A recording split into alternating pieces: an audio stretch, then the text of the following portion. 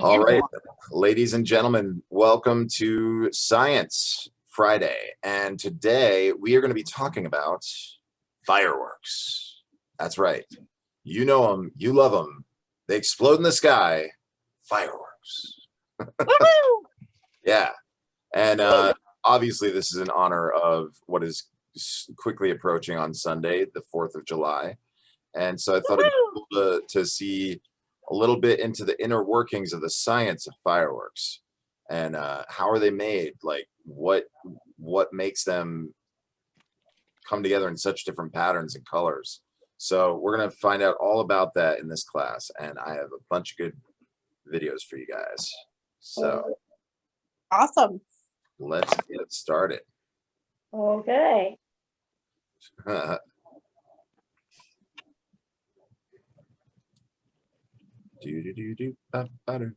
So have any of you guys ever like had your own family like set off a firework in the backyard or something? We do. My brother does. Yeah. My brother does. Yeah, cool. Again this weekend. I went to a fireworks store on the way back from When I lived in Long Island. when you were in Long Island, Marie? Yeah. Yep. Cool. When I lived in Long Island. That's cool. My brother does them. He did them last year. He's doing it again this year. Well, I thought it'd be cool to learn a little history about fireworks too. Like, when did they start? Why?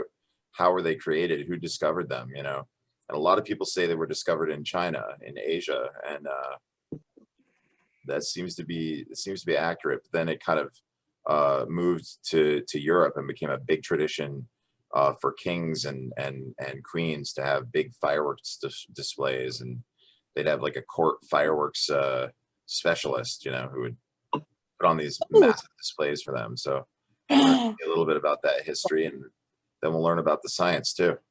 So let's take a look. Let's see where sparklers come from.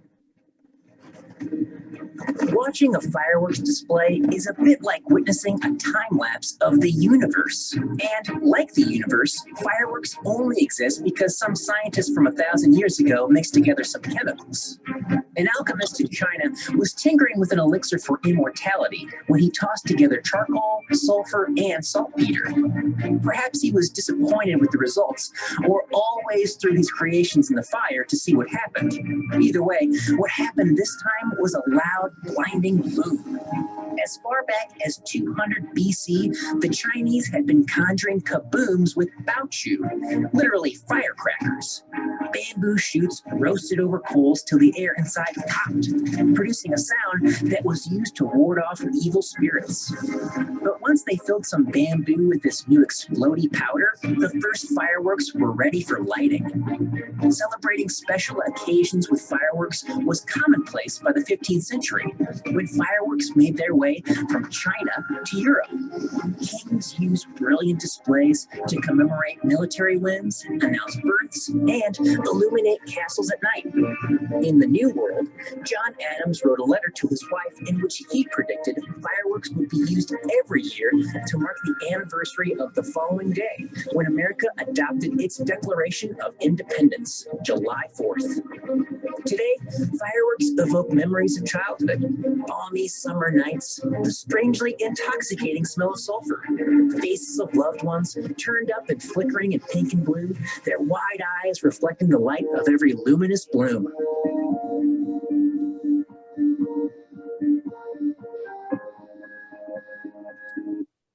So yeah, pretty cool, man. I mean, what they said is true, that in fact, some of the very first you know, firecrackers or fireworks were just bamboo that were roasted over a fire, and then the air inside of them would cause a big pop as it was heated up and expanded. Because there was, you know, bamboo is, you know, somewhat hollow. So, well, we're gonna have to try that out. I know. Let's start roasting some bamboo, man. And once they discovered the alchemical, you know, properties of gunpowder, they were like stuffing it in the bamboo. They basically made the first firecracker. Here's a more detailed history of fireworks from an Italian perspective. I thought it was pretty cool, and it talks a little bit about. Richie fireworks. What kind of fireworks, Marie? Brucci. Murchie? Brucci. Fun. Like, Fun fireworks. Fun fireworks. yeah, Yeah, exactly. yeah. Some good food Fun and fireworks. Yeah.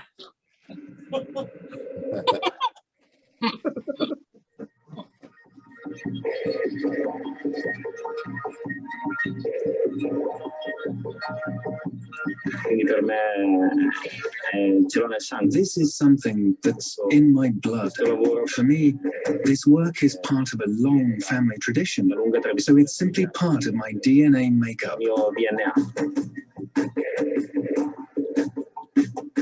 Oh, wow, look at that. It gives me such a personal feeling of satisfaction.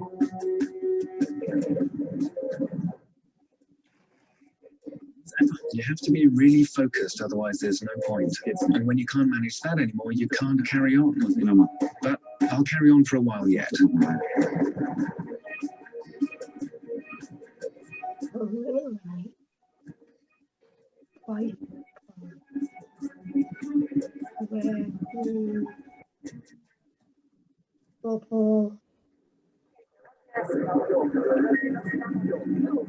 The Gulf of Naples. Vesuvius broods majestically on the horizon. It is a landscape steeped in thousands of years of history, and where better to indulge the Italian penchant for glamorous spectacle. The America's Cup is taking place against this stunning backdrop. State-of-the-art racing yachts ply to and fro with a Castel del Ovo in the background. Here, according to tradition, an enchanted egg or ovo lies hidden beneath this grim 12th century edifice. Wow, look at that castle. Against this magical setting, Italian fireworks technicians are setting up a major display for the grand finale of the sailing competition. Patience is paramount, and a loving attention to detail. È sempre un'emozione. There's always an emotional high with this. Every time, even if just one element is different from the last display, it's still a completely different show. It always gives you a new thrill, and your emotions vary according to the type of display. Every time is different. Fireworks are part of the Italian makeup. The so-called tradizionali, classic Italian firework displays, take place almost every day in the summer months. The pattern is nearly always the same. 2 days of frantic construction finishing just before the final security check. And then everyone waits eagerly for night to fall.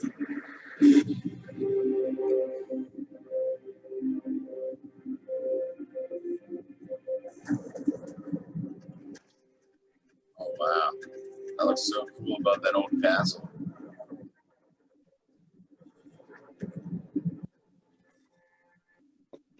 The predominance of silver and gold is a characteristic of Italian displays. For 30 minutes, the Italians' multi-burst fireworks brighten up the night sky with fountains of gold and wisps of white. It's a festival of fire and light, gorgeous and ephemeral. For centuries, fireworks have been part and parcel of the art of extravagance.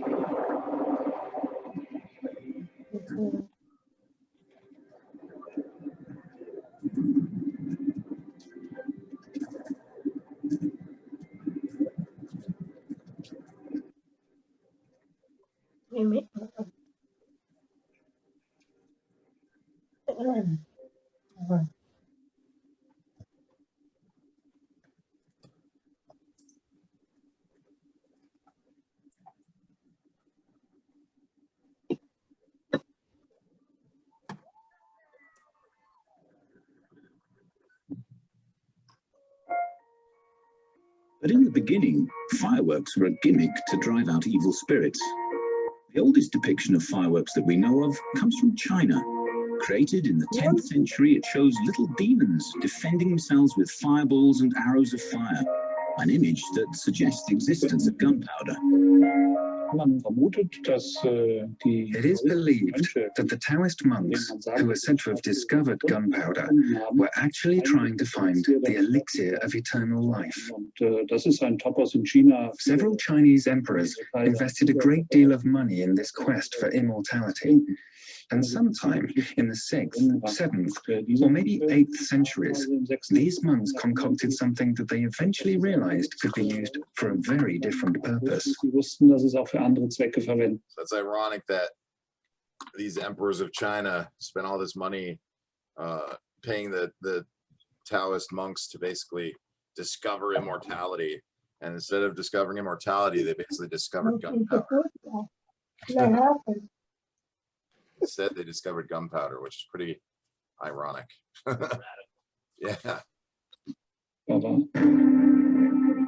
Gunpowder was first brought to Europe, according to legend, by an invading army from the east.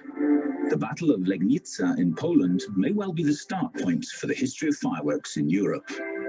In the 13th century, there was a famous battle at Legnica. A Polish-German army was fighting against a Mongolian army, and they lost the battle.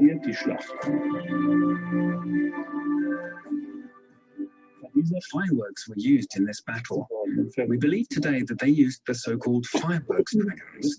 We know that the Mongol armies employed Chinese fireworks makers within their ranks, and these dragon figures, so the legend goes, scared the joint German-Polish army so much that they were scattered in flight. They ran away.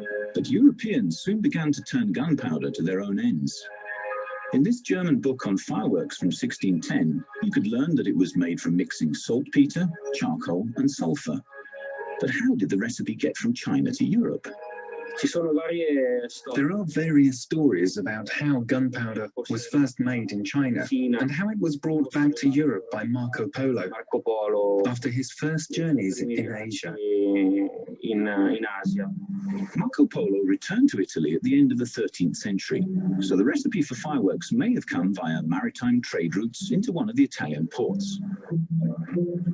Although Marco Polo was from Venice, and it was the north of Italy where fireworks first became popular, these days, the area around Naples has come to be considered the center of Italian fireworks. The Italians love to celebrate, and the louder and more colorful, the better. After all, this is where the European love affair with fireworks began.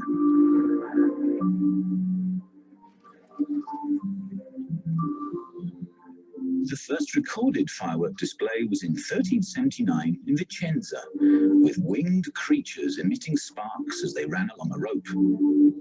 Later setups for fireworks would be constructed with wood, magnificent castles with their innards peppered with fireworks that... So look at this. Back then, they made these giant floats that went down the street that looked like castles, and they would have, you know, basically sparklers and smaller fireworks, you know, coming out of the windows and out of the towers and crenellations. It's pretty wild.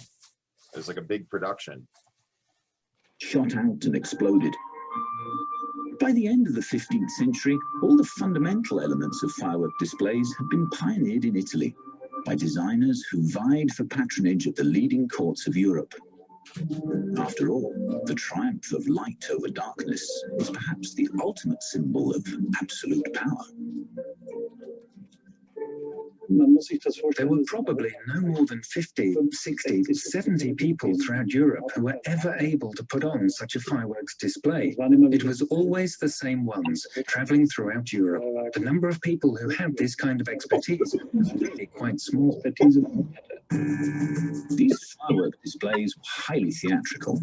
Ships or dragons were constructed for the sole purpose of being set on fire. Italian firework designers such as the Ruggieri brothers were celebrated throughout Europe, and in 1740, Louis XV brought the Ruggieris from Bologna to Versailles, at that time the most extravagant royal court in Europe. To celebrate the wedding of his grandson with Marie Antoinette, Louis XV ordered the creation of a truly legendary fireworks display, the most magnificent of the whole Baroque period. In May 1770, the Ruggieri brothers set off 20,000 rockets and 6,000 mortars, creating huge bursts in the sky up to 300 meters in diameter. È un orgoglio per noi italiani che fosse di origine italiana e quindi questo significa che la storia. We Italians are proud that the art of fireworks design has its roots in our country. Ruggeri ai tempi del Fireworks barocco became well known because the Ruggieri left Italy during the Baroque era. è un vanto. We benefited from that because even though the genius of the Ruggieri was lost to us when they went to France, Un genio come that's what opened up the field of pyrotechnics ha all across Europe. aperto il mondo pirotecnico a tutta l'Europa. The Italian tradition of fireworks design is still evident today. The Parenta family from Melara near Venice used modern materials to create displays in a historical setting.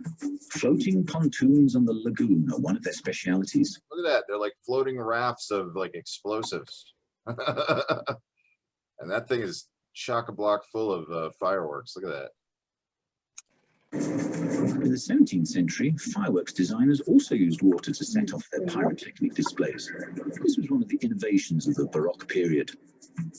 Ever since their fireworks factory was established in 1900 by Ramualdo Parente from southern Italy, the family has remained particularly conscious of their heritage. All the effects that Parente create are inspired by the Italian fireworks tradition. Tuttora noi risentiamo come We still feel that this is an art form. tuttora utilizziamo We continue to employ the effects that evoke the Baroque style barocco, and the choreography effetti che vengono and the theatrical elements that were pioneered in the Baroque era. macchine scenografiche che venivano utilizzate ai tempi del barocco. Once a year, Parenta celebrate with an extravaganza that lights up the city of Venice.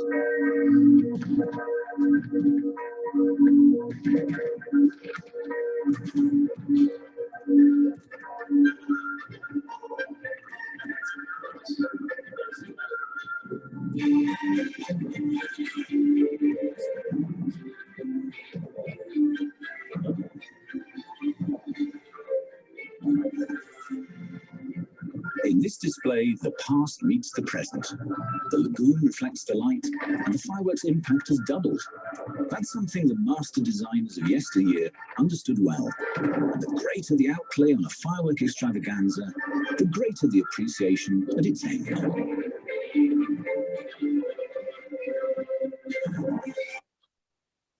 All right, so that's the video goes on, but kind of stops halfway through the film that they made. I guess it doesn't have the whole film, so I'm going to end it there. But it gave a really good description of the history of fireworks and how they traveled through Europe.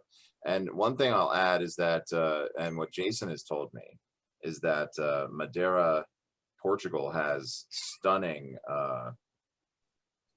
fireworks displays at New Year's.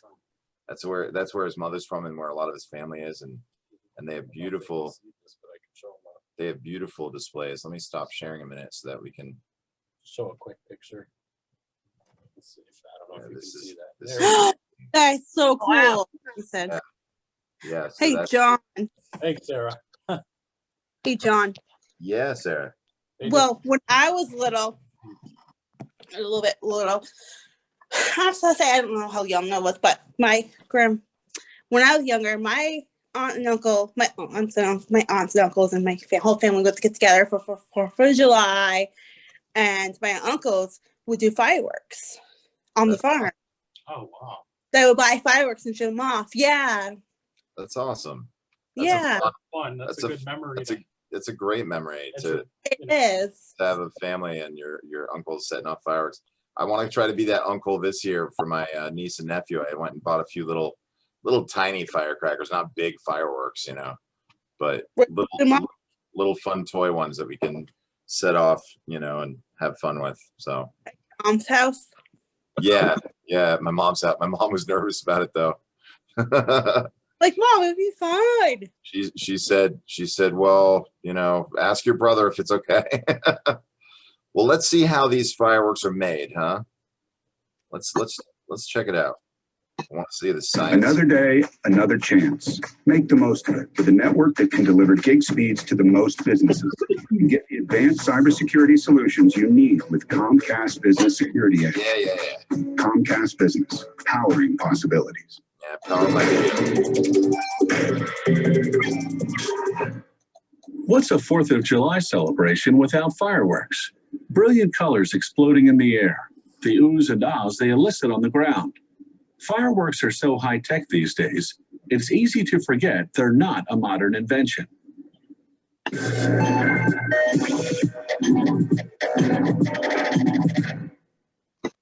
Historians believe gunpowder, the explosive ingredient in fireworks, was invented in China around 1000 AD.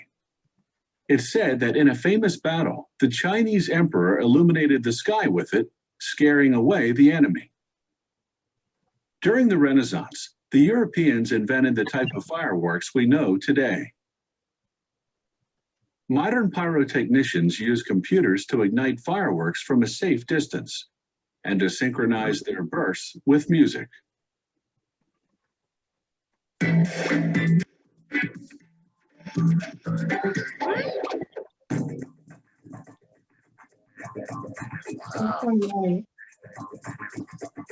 Assembling explosives into fireworks is the job of the pyrotechnician. Even the tiniest spark of static electricity could set them off, so anti-static gloves are a must. A firework is made up of separate compartments within a shell. The burning fuse explodes one compartment at a time, creating those staggered bursts in the sky. The pyrotechnician first glues the main fuse into the bottom of the shell. The glue is naturally colorless. It's dyed blue so he can tell exactly where he's applying it.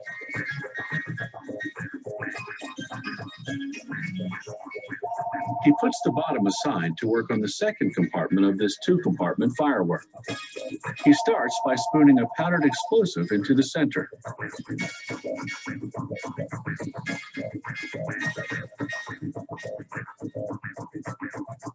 Then he caps it. Here he's working on 2 fireworks at a time.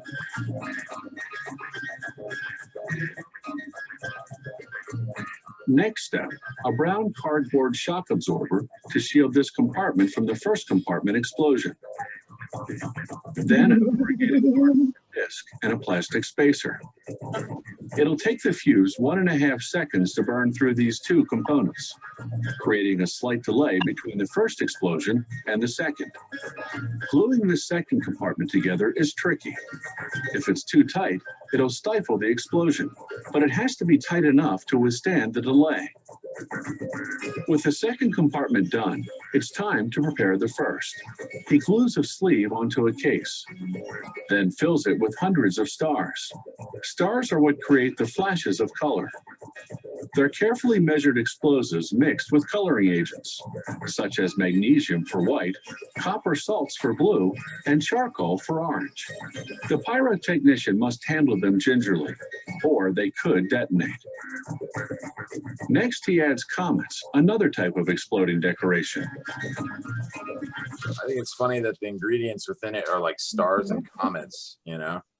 And it's cool that the magnesium or the charcoal emit different colors. So you have to use them in different ways if you want different colored fireworks. That's really cool. Yeah. So He tops it off with gunpowder. Just fills that sucker with gunpowder.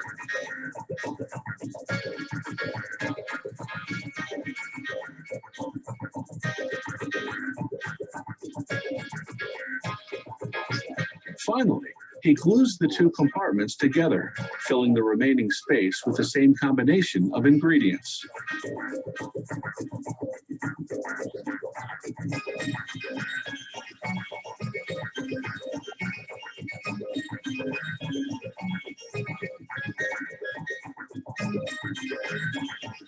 Once the shell is full, he glues on the cover, and the tighter, the better. The more pressure that builds up, the bigger and more spectacular the explosion. Oh man, it's just a cylinder of explosives. Next, he wraps the fireworks in craft paper. The label uses international color codes to indicate the size of the shell.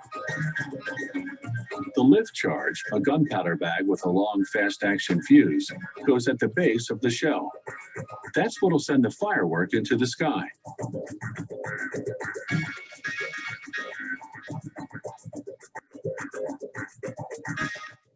When they light the main fuse at the top, it simultaneously lights 2 secondary fuses.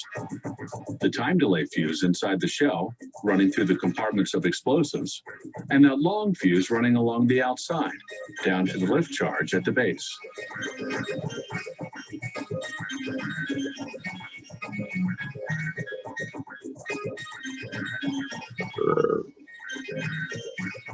Once the lift charge ignites, heat and gas build up inside the launch tube until they explode, propelling the firework close to 1,000 feet skyward. Let the light show begin.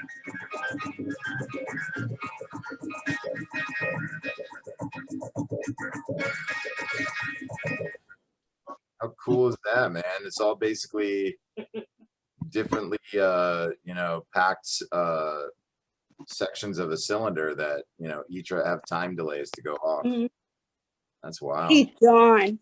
If you've ever wondered, Huh? I got told if you're gonna play with fireworks, if you're gonna do a fireworks, play with them safely. Shoot them off safe. Yes, absolutely. You should always not- be safe.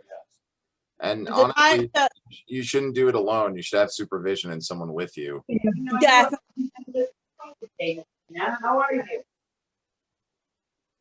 Something because I was in Newberry and they shut fireworks off and the boat that shut it off of got on fire. The dock that shut off got caught on fire. Wow. 4th of July, full weekend. What was that? Is that your mom? Yes, my mom. Oh, cool. What was your mom saying, Nisa? Was she talking about 4th of July? Oh, yeah, for tomorrow, rain tomorrow. Oh, it's supposed to rain tomorrow? Yeah. Yeah. Well, hopefully we get fireworks. If not, you're getting a good show of them tonight or today. Yeah. So this is a cool video that shows, it basically shows how fireworks work on the inside, some bigger mortar fireworks. And so when they talk about mortars, they're basically like cannonballs. Most people think that fireworks are giant missiles, you know, but a missile can go off course, whereas a cannonball, if you aim it at the sky, it won't like start veering off course and flying in its own direction. So a lot of them are cannonballs that are just fired up into the sky and explode. Go. What? I gotta go. You have to, oh, okay. My phone is ringing. My friend's calling me. Oh, okay. Bye, Sarah. Sarah. Happy 4th. All right, here we go. if you've ever wondered how the big fireworks work that you see at a public display that do all the oohs and ahs, you've kind of, neat. Wow. I'm going to start by dispelling a myth about the fireworks that you see at a professional fireworks display. Now, a lot of people think that they're large skyrockets. They're big skyrockets that go up and explode in the sky. But in reality, they're actually fired out of mortars, kind of like a cannonball being fired out of a cannon. And we do this for one main reason, because of safety. A rocket, once you light it, if it veers off in an undesirable direction, it's still being propelled. The mortar shell is only going to continue going in the direction in which that mortar was originally pointed. So now let's get into the fun stuff. Let's see how an actual aerial shell or mortar shell works in the professional firework world. So what I have here is an example of an 8-inch diameter professional firework shell. This is what they would actually look like. And you have your quick match fuse, the shell itself, and the lift charge at the very bottom. And so if we spin this around, you can see that this is a cutaway and what it would actually look like inside of that shell. So let's start from the top here. This quick match fuse actually has what's called black match inside of it. Now, this would be a cotton string impregnated with black powder, and that alone would burn about 2 to 3 seconds an inch. But as soon as it hits this paper tubing, it increases the burn rate from 2 to 3 seconds an inch to 30 to 100 feet a second. So then this flashes very rapidly down into the lift cup down here at the bottom. Now, this is literally just a baggie of granular black powder that's meant to produce a lot of hot gases very quickly underneath the shell so that it accelerates it out of that mortar up into the sky very rapidly. Wow, look at that. The other function of the black powder is to ignite the time fuse on the shell. So that's this straw right here. So it's like a straw with black powder inside that does not spit fire out the sides. So that straw or time fuse is ignited and it's burning into the center of the shell as the shell is flying up into the sky. When it reaches its apogee, the time fuse will spit fire into the center of the shell, into this burst charge, which is represented by this blue material here. The burst charge is rice hulls coated with a composition that's very similar to black powder, that burns very rapidly. They use the rice hulls so that it's very, very granular, and the flame and the heat can travel between those granules very quickly. And so that burst now does two things. It ignites all of the contents inside the shell, so all these different stars and effects, and it rapidly creates an overpressure inside the shell. That causes the shell casing to fail, which is the explosion that you see in the sky. So something else you'll notice about the time fuse is this green string at both the bottom and the top. And that's known as cross matching. And what that is for is to ensure that the time fuse ignites when that black powder charge fires the shell out of the mortar, and so that we ensure the burst charge ignites by having plenty of additional exposed fuse that's physically connected to that time fuse. So if that time fuse spitting fire out the front into the shell doesn't quite do the job, that additional cross match will. So these red objects that line the inside of the shell casing are what we call stars.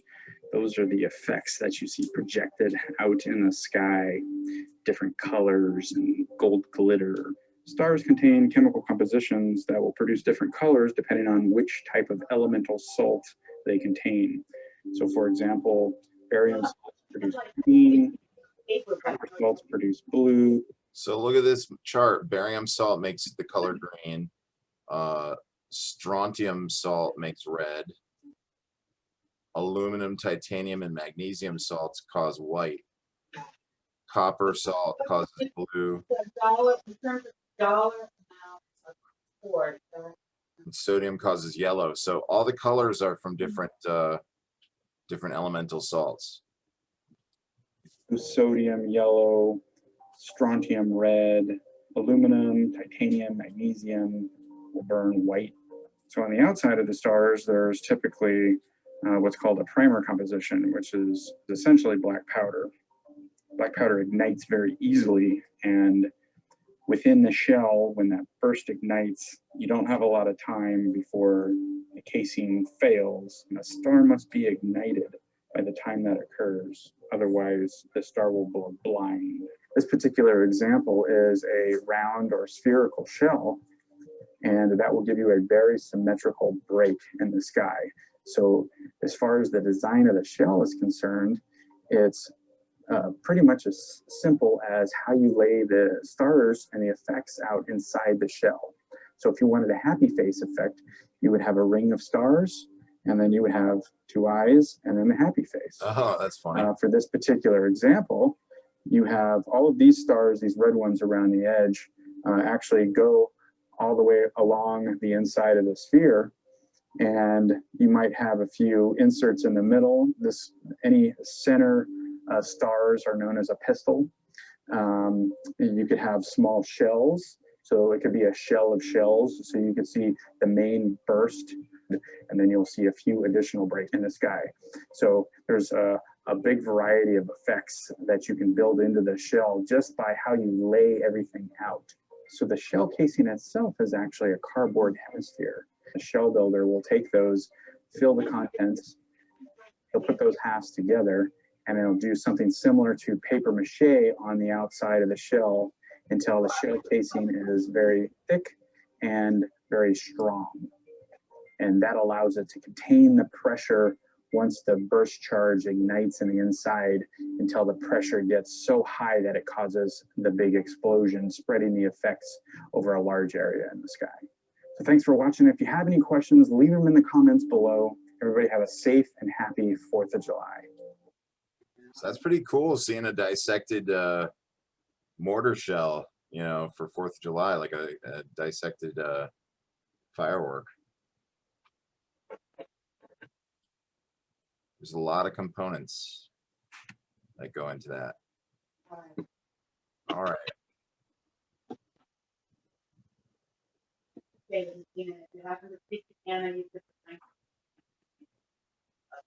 Now, I found a video from Japan of like basically a world record sized firework.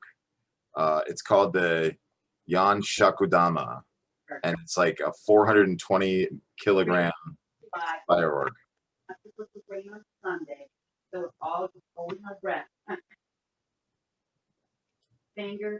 I met Art serving in the U.S. Army in Germany. We'd lost touch, but I wanted to find my old friend. We were at our daughter's house and our doorbell rang. That's when I recognized John. If we didn't have that ring doorbell, this would have never happened. Learn more at ring.com.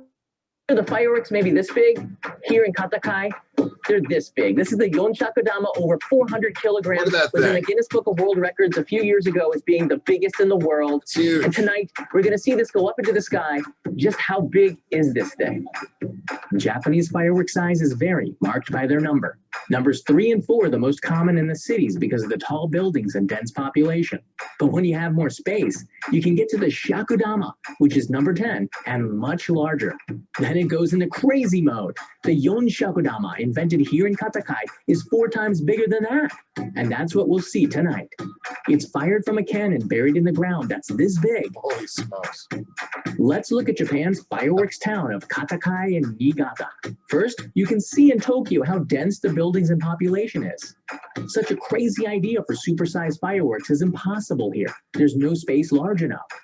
But if you cruise on over to Niigata Prefecture on the Sea of Japan side, down there, you'll see the Katakai town is perfect for this kind of insanity. The town is small, only 4,000 people, and the area around it is all rice paddies and fields.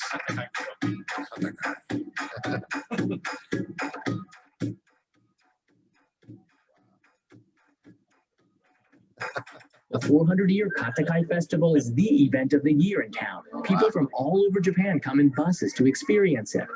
It's also televised nationally because it's the only festival where such a massive firework artillery shell is shot up annually. The love of fireworks can be seen all over the town, like here on the manhole covers. It's on their manhole covers. Do you see that vending machine over there? It's wrapped in, you guessed it, the massive Yon Shakudama. It also has an impressive lineup of cheap drinks. There's also Yon Shakudama Japanese sake and models of fireworks which make great piggy banks. I visited the inventor of the Yon Shakudama in his factory office to learn more. This town we carry immense pride in our Katakai festival. What differentiates this festival from others is that it revolves around fireworks. So by rules of tradition, there must be a firework manufacturing company located in town for this festival to continue every year. You can see all the sizes his factory produces. Wow. The models show the insides. There's another dissection. Looks a lot like the last thing we saw. The one I'm holding is most commonly fired in urban environments. They can't fire bigger ones than this. The Katakai Matsuri fired up the San Shakudama for the first time in Japan in over 80 years in 1969. In 1986, Masanori Honda challenged that with the Yon Shakudama, the biggest ever. The thing is huge. He took me into his factory storehouse to check out what'll be used in the festival. We started with the small ones.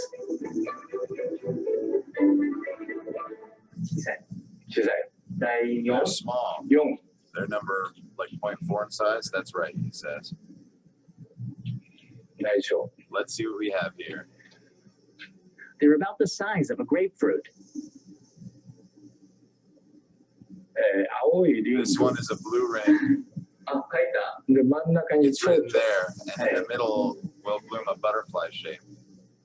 A blue ring and butterfly. Only experts can read it.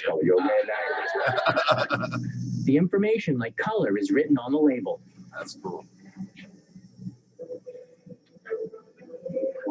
Here's Honda-san's team manufacturing fireworks shells.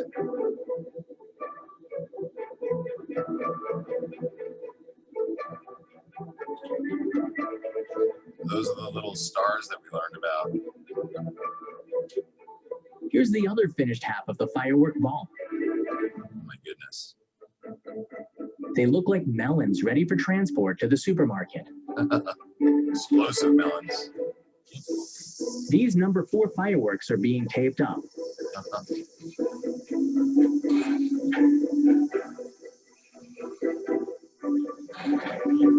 When finished, the next one starts.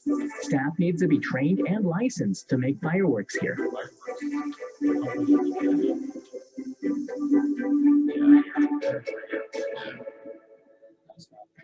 Look at this, she's got a pile of them in front of her.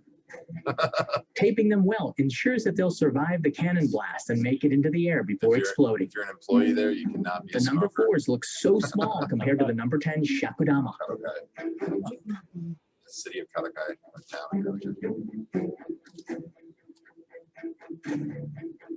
But this is just small ones. In the past, artisans would teach their apprentices traditional techniques by saying watch and learn. On one hand, I agree with this method. There are some things, especially that traditional techniques, which simply cannot be taught by words. For example, the intricate skills of mastering a carving knife perhaps cannot be best explained, but rather shown. Maybe the responsibility of the apprentice to notice the details in the way the master might put pressure only on their thumb as they carve. But on the other hand, I believe just because something has always been doesn't mean it must continue to be. I find it is my job as an executive to weave logic, theory, and verbal learning into tradition. We got to go into the locker where the finished Shakudamas for the festival are located.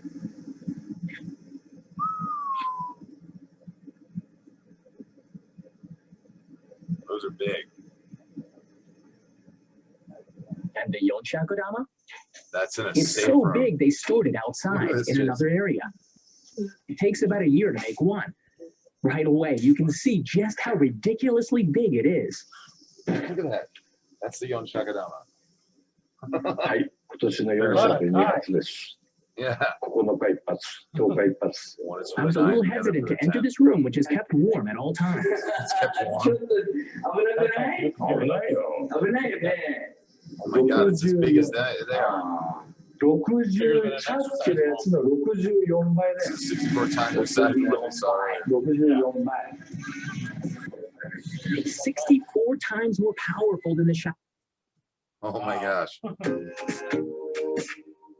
me mute this, guys. So yeah, that thing is huge. I can't wait to see this thing go off. I'm hoping that's what we're going to see in this video. So they were showing how they're made, and it says it takes about a year just to make one of those. And they made it in the Guinness Book of Records. These 450 kilogram balls filled with stuff that explodes might make anyone nervous, but they're very well protected.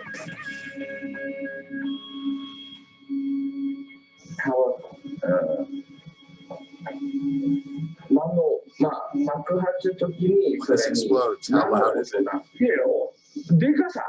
This one is 64 times the size. The power of explosion is less than that. Sounds not much bigger. Do you consider yourself an artist or an entertainer? An executive, he says. Then the follow-up question becomes, what is an executive? To me, it is someone who creates an opportunity, experience, or products that people may pay money for. But most importantly, finding it incredible work. それが経営者だと思うよ。 That's an executive. The morning of the festival, it was quiet, but the town was ready. This festival is held annually every 9th and 10th day of September. The program for the event is as big as a newspaper. It lists each firework sponsored with a message from the buyer. People can propose for marriage, celebrate a retirement from a company, remember a loved one with fireworks. Many are the number 10 Shakudama size. Several hours before nightfall, a truck with a crane enters the factory to pick up the Yon Shakudama. I headed out into the farm fields where the massive cannon was buried to watch them load it in. The Yon Shakudama is now en route from Honda-san's factory, and you can see down there, that is the cannon where they're going to be putting the Yon Shakudama and then launching it around 10 p.m. But it takes a little bit of effort because this thing is so big, it requires a crane to lower into the cannon. Of course, great care is taken when transporting it. Yeah, great care is taken. We got 2 people holding onto it. Honda-san directs the truck to the launching spot.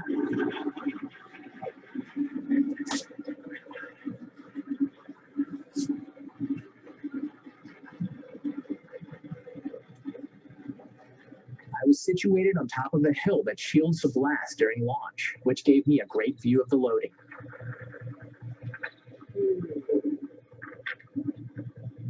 Wow.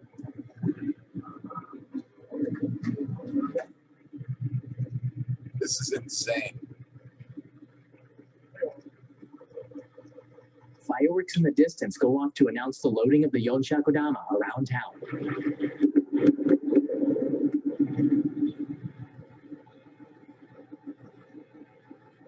That thing looks like a wrecking ball. It looks like the boulder that Indiana Jones is like running away from in the tunnels.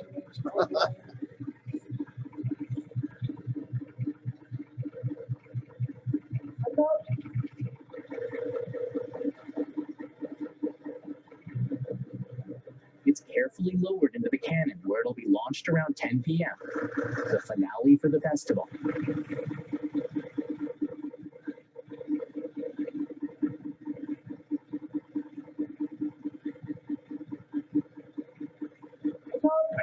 Again, it weighs about 420 kilograms, 925 pounds.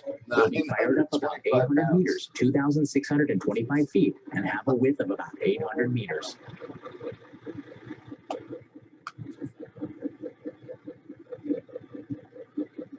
That's insane.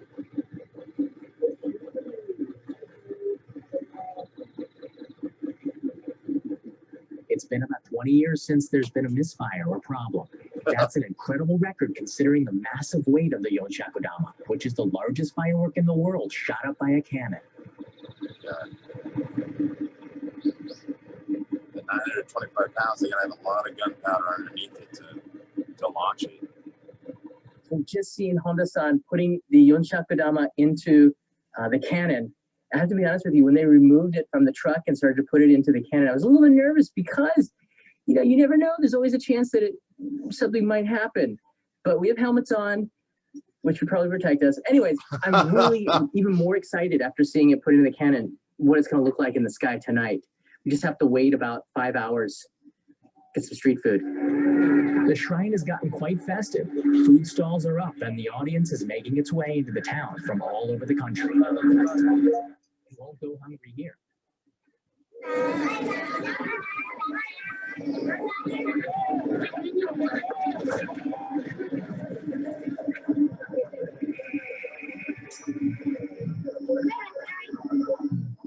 The sunset lights up the sky, a preview of the amazing colors that will light up the night here.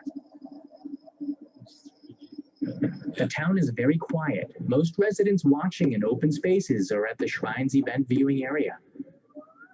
Those are just the regular fireworks. Yon Shakudama is the grand finale.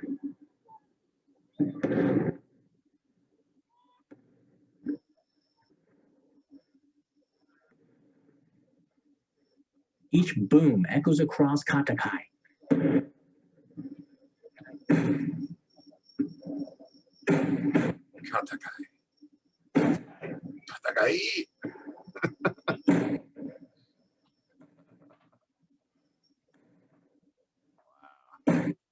Your mattress shouldn't jiggle. Theirs does.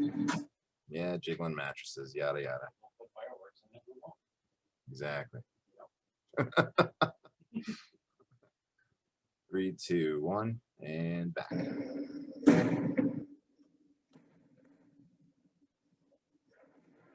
The Shrine is the liveliest place in town.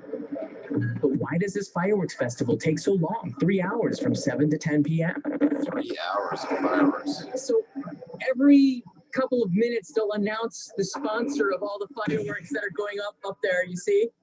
So that's one of the reasons why this event will take over 3 hours for all of the fireworks to be launched. Each one of these is sponsored or has a message attached to it. So you see some massive fireworks taking place above me. There'll be about 5 or 6 of them, and there'll be a pause where they announce the next one. And that's the reason why this event takes 3 hours.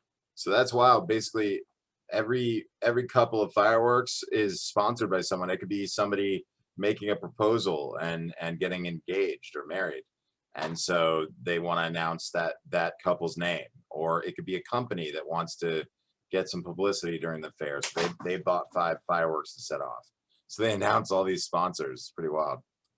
Hours, and it won't be until about 10:30 that we see the Yonshakodama. So just be patient. I put a camera in the rice paddies. It's nice to sit a little further out and get a more open view. Oh wow! Look at that. That was beautiful.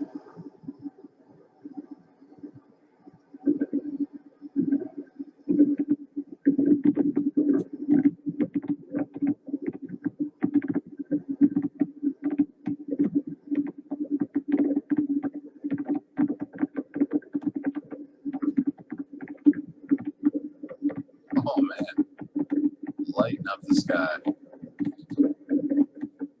You get a different feeling here than at viewing in the stands by the shrine. Let's speed this up and move on to the main event. Yeah.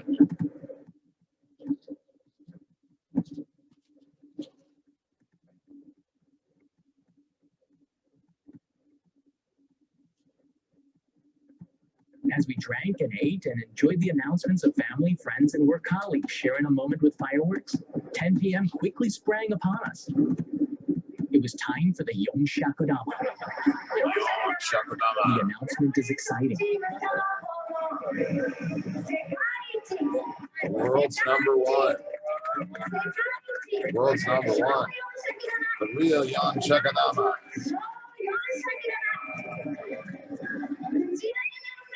It's accompanied with a loud alarm through the town that tells everyone at 1,000 meters away.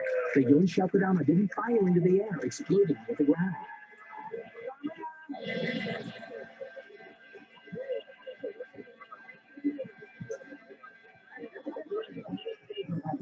The few seconds before the launch seemed like an hour. Let's see what 925 pounds of explosives looks like. Oh my God. Wait, that's not right. This is the first time in 20 years the Yonshakodama didn't launch properly. There's always a risk of this. The first of 2 during the festival did not launch into the sky. Still impressive, but to see it all, it needs to travel at least 700 meters into the sky. From the rice paddies about 2,000 meters away, it looked like this. Wow. And this is what I saw.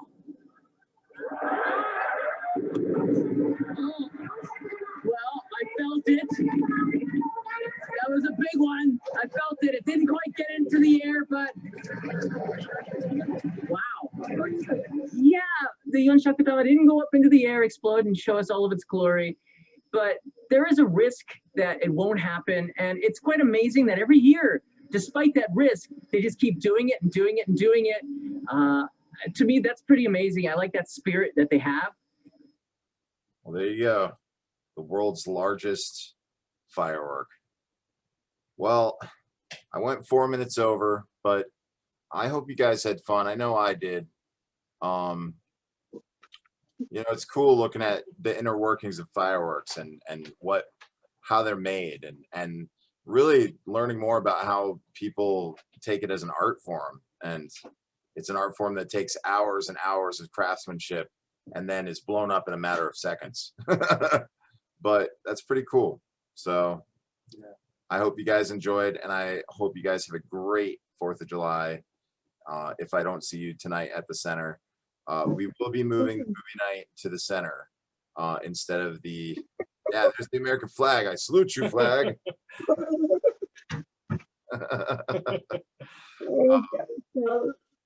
So, hi, Lisa. Hey.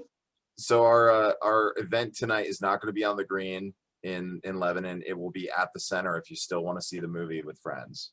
Because of the rain. Because of the rain and because of the cold. You know, we don't want you guys sitting out in a wet, cold environment, like, you know, trying to watch a movie under umbrellas. While getting bitten by mosquitoes. While getting bitten by mosquitoes.